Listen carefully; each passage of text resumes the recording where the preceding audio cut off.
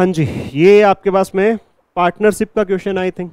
PQR enter into a partnership investing this and this amount, find their respective share in the annual profit। ये annual profit हुआ तो इनमें इसमें इसका share क्या होगा, ये आपसे पूछा गया।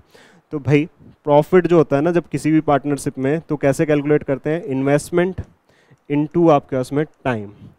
अब यहाँ टाइम तीनों का सेम है, ठीक है, 1 ईयर ही है आपके पास में, तीनों का सेम दे रखा है, मतलब नहीं गिवन है अलग अलग, तो सबका सेम अज्यूम करके हम चलेंगे। तो यहाँ पे आपके पास में PQNR, तो अब जो आपके पास में उनकी इन्वेस्टमेंट होगी वही उनका रेशियो होगा किसका, प्रॉफिट का भी।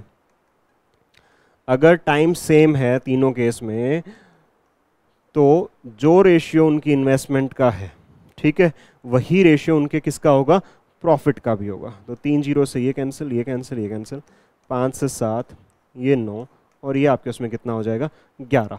तो 20 और 7 कितना हो जाएगा, 27 की वैल्यू कितनी दे रखी है आपके उसमें, 40500, 1 की वैल्यू डिवाइड बाय 27 कितना आएगा, देखो 27 से, चलो 9 से तो हो रहा है अभी, 9 से कर लेते हैं। तो 4 पे 36, 4 5 45, 0 कितना आएगा, 1500। तो 1 की वैल्यू 1500 आ रही है, सबको 1500 से मल्टीप्लाई कर दो।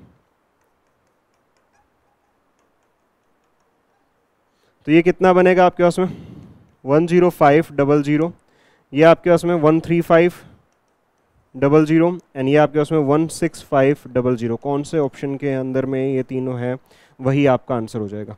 तो 10500, 13500, रुपीज़ 16500। ओके, तो ये आपके पास में 25 मई 2019 की मॉर्निंग शिफ्ट थी आपके पास, ठीक है। तो क्लियर है, इतना समझ में आया सबको, मुझे नहीं लगता यहाँ पे कोई प्रॉब्लम होगी।